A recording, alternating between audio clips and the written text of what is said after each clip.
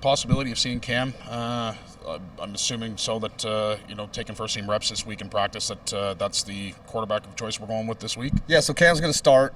Still want to, we got Chad out there today, get some reps. We might see him at some stage, and then Brian will play some in the second half. So want to get both those guys in a good environment and kind of see what we got out of those guys. Is that the plan here for the remaining games, and maybe to get Brian a start as well, or is it just we're taking it in stride and see what happens week by week? Week to week, I got a plan, set in place for another game. We might rest Chad or, maybe play him a half and then get those guys on. But I want to get both those guys some, value playing time at the end and, kind of grow. They got to get some play time, right? So, you can see the practice all you want, but until you see it live in the game, you don't know what you got. Going into a pretty hostile environment in Winnipeg. I mean, what have you told Cam this week just to kind of get him set and prepared for his first start in the CFL? Yeah, just, relax. You don't have to make every play. Let's not make bad plays, right? It's going to be up and down game. They got a great defense. They're first in a lot of categories across the league. And just watch them on field and fly around. And, they got a good secondary. They can get after the passer. Big Hill's solid. Their linebackers are good. So we just got to do our best to put him in a positive environment, give him opportunities to play with plays that he's comfortable with, right? There are a lot of calls on the call sheet, but I want to sit down with him today and see what, if there's anything he's not comfortable with, and I'll just take it out. Update on Jamal as well. I know that he wasn't practicing today, but status of him for this week and moving forward. Yeah, I think definitely this week. I think the next week he'll be back. He's dealing with the same thing that Cam Phillips has been dealing with. So Cam's going to be down this week as well. We thought we'd get him back this week. So if it lingers on Petey, he's got to make sure he's healthy. And we got plenty of guys next man up and go play good football. I mean, not to read into the situation here, but I mean, the start that this team's had, 12-1, has allotted you guys this opportunity here to rest guys. I mean, what do you say to the media that perhaps is a little bit frustrated the fact that they're not going to have that quote unquote Grey Cup rematch with starter versus starter? Yeah, I mean, we had 11, or 10 games in a row to finish the season. I mean, that's tough, and we put ourselves in this situation, and now we got to rest guys and look at the bigger picture. And media, like I said last week, I'm not going to let them influence who we're going to play. We're going to do what's best for our football club that we're playing in a full roster when we get to the playoff time. This is a happy time for you, 12-1, but where does this rank among coaching challenges, having to keep these guys sharp for 1/3 of the season and their games don't matter? Yeah, no doubt. I just told him that today. I mean, the media keeps saying the games don't matter. I think they all matter, no matter what the standings are. And, I said, anytime we step in between the white line, we got to be focused and we got to be mentally prepared to go into Winnipeg. We come out, kind of sleepwalking. They're going to pound us, and that's just every week. We got to continue to grow and get better. And I'll rest guys when I need to that are beat up. But I feel like these guys are ready to go. We've had a good week. Guys seem focused. They're not really worried about this being a game that we don't have nothing to play for. Question about, like, say, Cameron, you look at him in this game, you're throwing him at the fire leg, it's a good idea. Is part of this looking at Cameron, seeing what he can do just in case, heaven forbid, Chad goes down to see if you need an experienced quarterback to play the playoffs? Yeah, no question. You got to get your backup some reps, and you never know what's going to happen. This is a physical sport, right? So, and we got to develop him. We want to see where he's at. But yeah, this is a chance for him to get his feet wet and kind of let's gauge where he's at, and then get him ready if we ever had to play him. One more question. As I was growing up watching the CFL, even back to the days where you played, there was a very common play that you don't see anymore. A pitch out wide to a running back. Like a guy like McMahon, for instance. Most of the runs nowadays seem to be off tackle. Of course, if you're wet, you can run through a brick wall.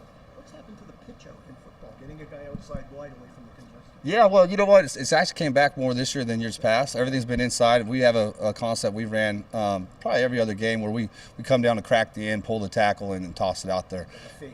Yeah. So you show inside zone, then you toss it out there. A lot of teams have been putting that in their offense lately. And once they see success with it, the other teams pull from it. But yeah, for the most part, most of the stuff is in between the tackles. It was pretty close in camp for the last two spots on the roster. What did you like the most about Dukes?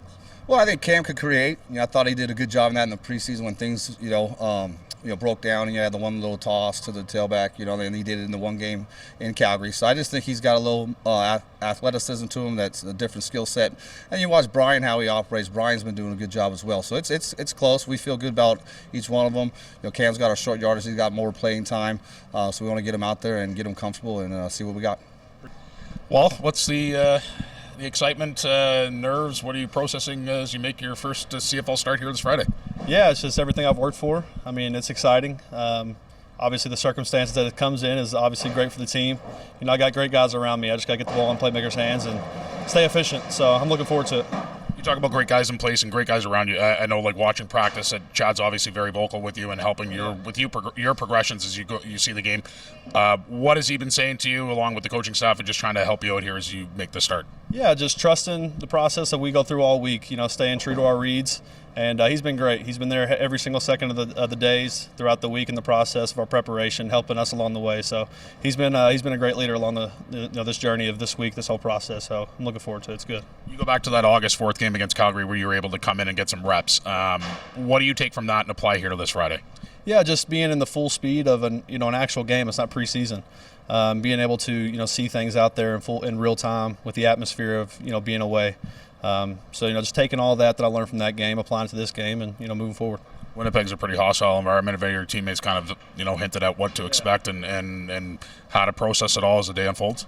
Yeah, they've all said it's going to be an electric atmosphere, which I've known that. Watching them on TV, it's a great fan base, but it's everybody's dream to go in and play in a game like that with atmosphere like that. It's going to be electric, and we know that. But we're here for the test, so it's going to be good. What's every quarterback in the history that you got to be ready to go in if a guy gets hurt, but it's got to be completely different when you know. I mean, mentally you're not a robot; you're a human being when you know that you're going to start. And Yeah. prepare for it. For sure, yeah. Like going into Calgary, not having the reps throughout the week, during practice that you get as a starter, that makes a difference. Being more comfortable going into the game. I prepare every week like I'm going to get to play. As a backup, you got to do that. But having those reps this week, building the confidence throughout the game plan, it's a good feeling. A little bit of pressure is that the Argos need to know they have someone they can rely on, perhaps if something should happen to Chad. You're in that spot now, but what about if they're putting too much pressure on yourself to try and show everything at once, type of thing? Yeah, I think pressure comes from not being prepared. So I've tried to prepare to the best of my ability, and everybody around me has been helping me in that journey to prepare this week. So I don't feel any pressure going into this game. I'm just going to go out, execute to the best of my ability, and give us the best chance to win. Confident? Yeah. Yes, sir. Yep. What's the biggest crowd you've ever played in front of? To be honest with you, no idea. This week. Does that do anything to you? Does that pump you up a little bit more? No, I'm definitely excited for it. I've always, being from a small school, I never was in front of the big SEC crowds, everything like that. So it's always been my dream watching on TV, being the big crowds, everybody's being electric, the noise. I'm looking forward to it. It's going to be a great time. Tell me about your last start. Last start was in the indoor football league, right? Yeah. Against. How much do you remember about it?